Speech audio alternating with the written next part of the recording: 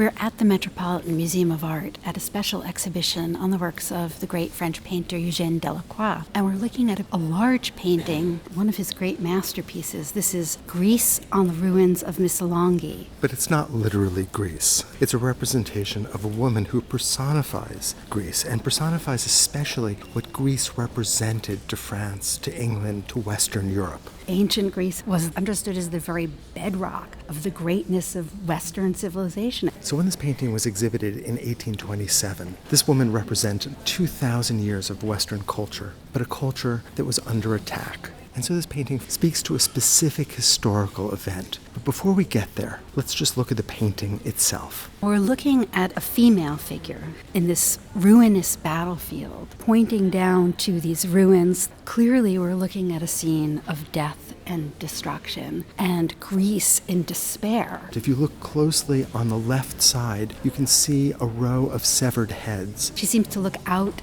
of the canvas as though she were surveying a horizon of ruins, just like the ones that we see behind her. Delacroix is painting a specific contemporary event, the Greek War for Independence from the Ottoman Empire, and a specific siege that occurred in the Greek city of Missolonghi. It's estimated that 30,000 Greeks lost their lives during this combat, and many more were placed into bondage. There was starvation, there was disease, and this figure expresses that tragedy. And elicits our sympathy. Greece had been part of the Ottoman Empire for centuries and declared its independence in the early 19th century. And the liberals of Europe were very sympathetic to the Greek cause.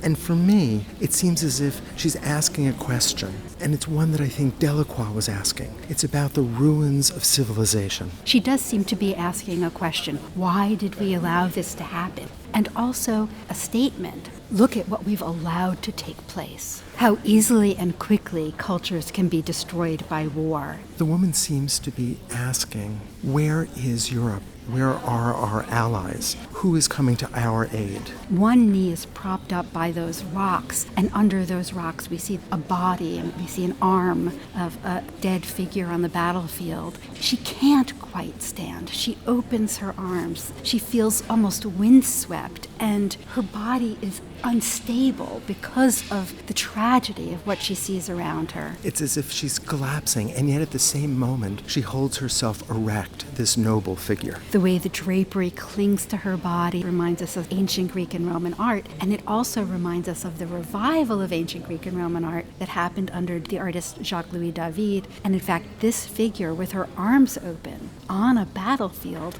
recalls David's painting of the intervention of the Sabine women, where women plead for their male relations to stop the war, to stop the violence. The woman also recalls the Virgin Mary in the Pietà, but here the body of Christ has been removed, and so we only have the grieving figure. But Delacroix is clearly representing here a contrast between the innocence, the purity, the white skin of the European woman with the darker-skinned figure in the background. That figure is representing an Egyptian, somebody who was aligned with the Ottomans. The Ottomans in Europe at this time are understood as threatening the great civilization of Europe, built on the foundations of classical antiquity. This is not an objective view of history. What it is a document that helps us understand the French perspective in the early 19th century, with its racism and with its sense of superiority. Delacroix is often referred to as a painter in a style that we call Romanticism. So what does that mean here?